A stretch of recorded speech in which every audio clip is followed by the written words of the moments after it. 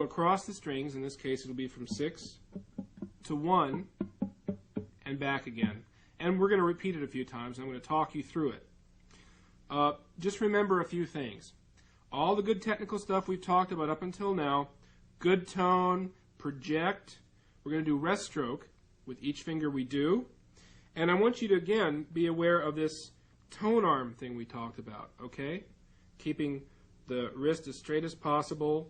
And as you go up and down, not to adjust with the wrist. You're going to keep the tone arm as a unit and go up and down like a tone arm on a record player. We've already talked about all that. Let's get right to the exercise. I'm going to start in the open E. I'll lead you through it here. Good tone, project, and here we go.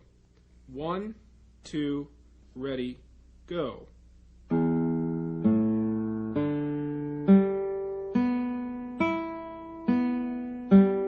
Now keep playing while I talk.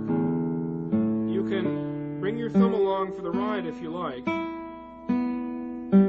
Just make sure that it doesn't create a mind of its own and go up into space like this. That happens a lot. You notice that my thumb, as I go up here, kind of just anchors itself there. I'm not pressing, right? I'm just letting it lodge itself there. No big deal. It also helps me gauge the distance between my thumb then and my finger that's playing. Notice also that as I ascend, the finger is going right to the next string. That's very important. This is the third element you should practice in improving your scales. Because as we did before, practicing speed bursts on one string and synchronizing our hands, just the first two steps. What makes scales actually more difficult is that we cross strings. It's crossing strings that hangs us up a lot. Now we're going to go to the M finger. The same thing. Here we go. I'll talk less this time. We'll just do it twice. 1, 2, ready, go.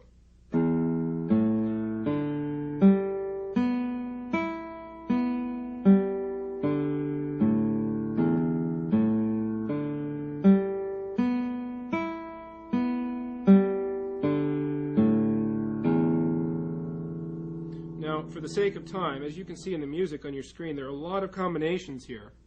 And we'll skip A for now because I want to get right to I and M alternating. Let's go to that now. Now as you play I, M's going to go right down. And as soon as you play M, I is going to go right down. It's going to be like that the whole way. Again, you don't want to be sluggish. You're trying to get to the next spot as soon as possible. Play slowly, move fast. Okay, here we go. Let's try it. We'll do it twice slow. Ready, go.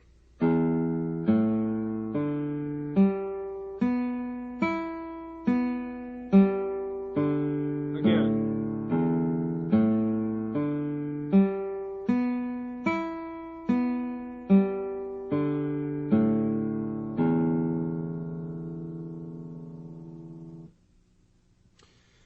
You can add to this by practicing some rhythmic variations, which you can find in the book. But this in itself is plenty good enough. Just going up and down the strings like that. Again, this will improve your scales like nobody's business. This helped me a lot. One more thing to do. We're going to do some two-finger rasgueados. Let me just describe a rasgueado, first of all. It's different from a strum in this way. Here's a strum.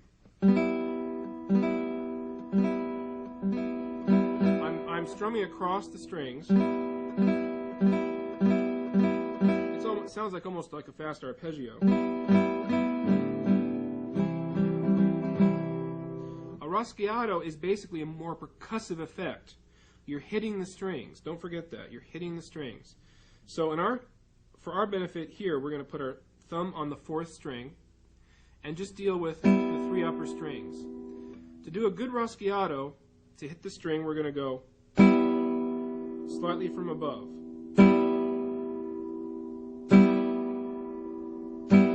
Now, That's a rasgueado. Here's a strum. Rasgueado,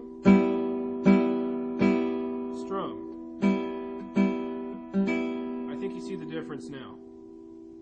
Now what we're going to do, and you'll see the music on the screen. You can follow along if you like, and watch my hand as well. We're going to do a series of just alternating M and I, M and I. Now what I would suggest first is that you push pause and work on individual fingers first. Even your little finger.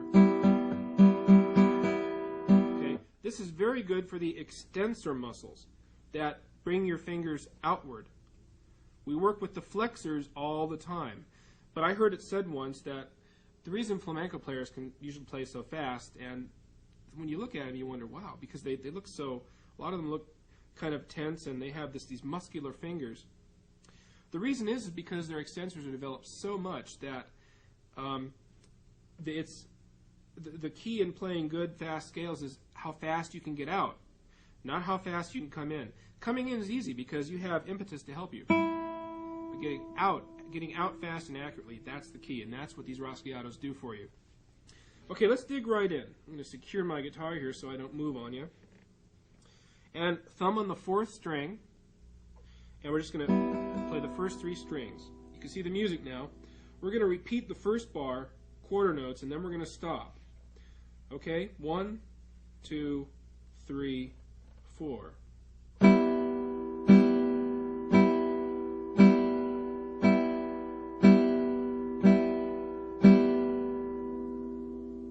Let me do that again. Notice how I exchange. When one goes out, I keep it extended. I don't keep it tense. I just keep it there where it ended up. And then the same with the next finger. And then the next finger, etc., etc. Now let's do this one again. And now we're going to repeat it twice, as indicated. And we're going to go right on to the next bar, which is all 8th notes, and we're going to repeat that twice. Let's try it. Here we go. 1, 2, 3, 4.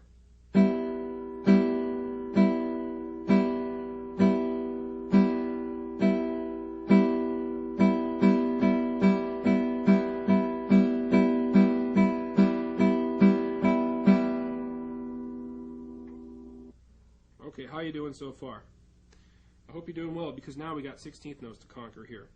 We're going to go to the next bar. You're going to see it on your screen. We're going to play 4 16th notes now and a quarter. I'm sorry, a 4 16ths and a quarter. 4 16ths and a quarter, as you can see. And I'll play 1 bar, and then you come in with me. We're going to play it twice. Here we go. 3, 4. Now you come in.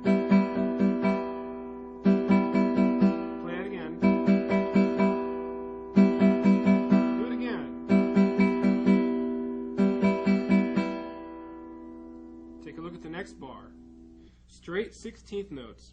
Let's jump right in and give it a try. 1, 2, 3 and a 4 and a.